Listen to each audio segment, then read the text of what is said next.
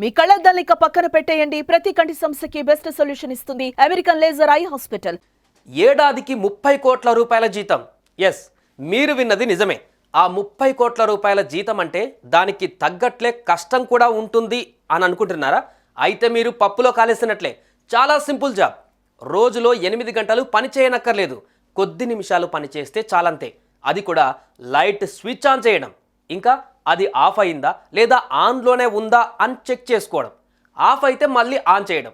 ఏంటి, light on చేయడానికి 30 కోట్ల రూపాయల జీతం ఇస్తున్నారా అని ఆశ్చర్యపోతున్నారా? అయితే ఇందులోనే చిన్న తిరకాసు ఉంది. అదేంటంటారా? మీరే చూడండి.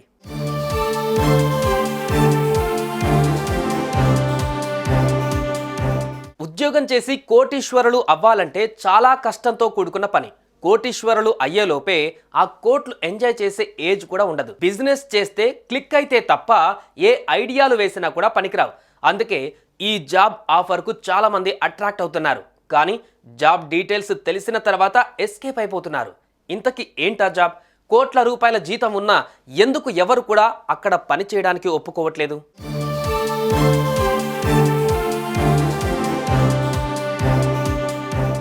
ముప్పై కోట్ల రూపాయల జీతం కోసం ఏం పని చేయాలి అనే విషయానికి వస్తే, ఓ లైట్ హౌస్లో కీపర్గా పనిచేయాలి. ఈజిప్టులోని అలెగ్జాండ్రియా ఓడరేవులో ఉంది ఈ లైట్ హౌస్. దీన్ని ఫారోస్ లైట్ హౌస్ అని పిలుస్తారు. ఇది ప్రపంచంలోనే మొదటి లైట్ హౌస్. గ్రేటెస్ట్ ఇంజనీరింగ్ అచీవ్మెంట్గా పేరుగాంచింది.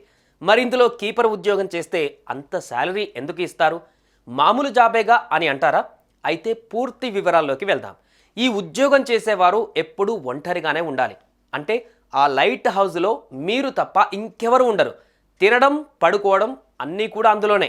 నిరంతరం లైట్ వెలుగుతుందా లేదా అని చూసుకోవాలి. ఒకవేళ లైట్ ఆరిపోతే మీ ప్రాణం పోయే అవకాశం కూడా ఉంటుంది.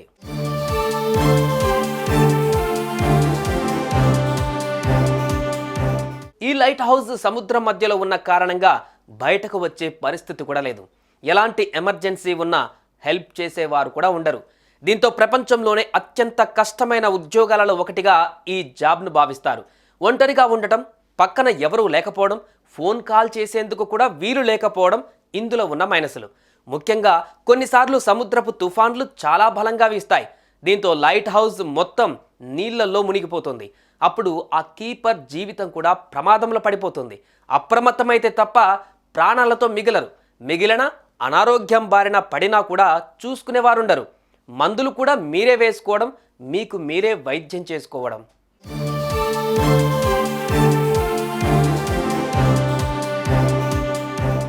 అసలు ఎందుకు ఇంత కష్టమైన జాబ్ ఇంపార్టెంట్?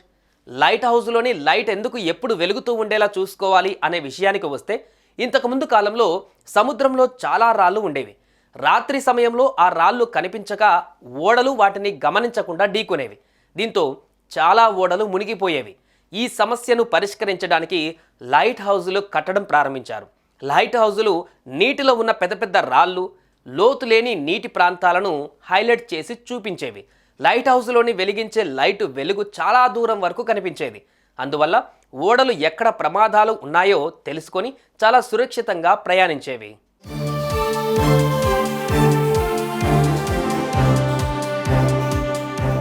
ప్రస్తుతం చాలా అడ్వాన్స్డ్ టెక్నాలజీ వచ్చింది. అయినా సరే లైట్ హౌస్లను అలాగే అందుబాటులో ఉంచారు. GPS సిగ్నల్ లాస్ అయినప్పుడు, లేదంటే బ్యాకప్ నావిగేషన్ సిస్టమ్ లాగా వీటిని ఇప్పటికీ నడిపిస్తున్నారు.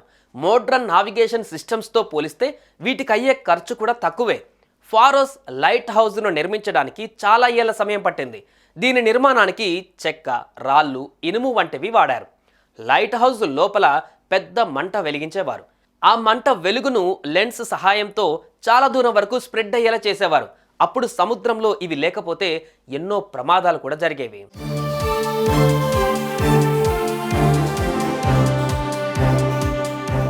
అదన్నమాట ఈ 30 కోట్ల రూపాయల జీతం సంగతి.